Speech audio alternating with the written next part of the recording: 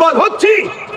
আজ থেকে 100 বছর আগে দুনিয়া আমাদের কাছে এসে দাঁড়িয়ে থাকতো, সে আমেরিকা হোক ব্রিটেন হোক, আমাদের কাছে এসে দাঁড়িয়ে থাকতে 100 বছর আগে সুলতান আব্দুল হামিদ যখন নেতৃত্ব দিয়েছে, এই 100 বছরে আমরা রসুল ভোলা হলাম। তাই আজকে দুনিয়া আমাদেরকে এমন একটা জায়গায় নিজে দাঁড় করিয়ে দিয়েছে, এ সমাজের মানুষ কুকুরকে খেতে দেয় তো মুসলমানকে আজকে আপ্যায়ন করে না। এর একটাই কারণ, আমরা মুহাম্মদ সাল্লাল্লাহু আলাইহি ওয়াসাল্লামকে ছেড়ে দিয়েছি, অন্য কোনো কারণ নয়। এখনো সময় আছে, হুজুরের সঙ্গে কানেকশন জুড়ুন, হুজুরকে মহব্বত করুন, হুজুরকে পিয়ার করুন, হুজুরের নকশা কদমে চলুন, হুজুরকে মহব্বত যেভাবে সাহাবারা করেছে ওইভাবে মহব্বত করুন।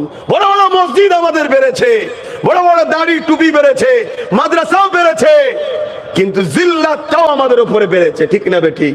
এর কারণ একটাই, সব আছে, হুব্বে রাসূল নাই, হুজুরের ইশক নাই, হুজুরের আদব নাই, হুজুরকে আমরা চিনতে ভুলে গেছি।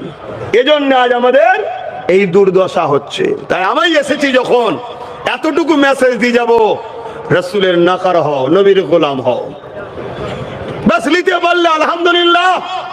তুমি যেখানেই থাকো, তোমার আগে যদি 50 জন থাকে, পিছনেও যদি 50 জন থাকে, আগের 50 জন বিপদে হয়তো সাহায্য পাবে না, পিছনের 50 জনও হয়তো বিপদে সাহায্য পাবে না।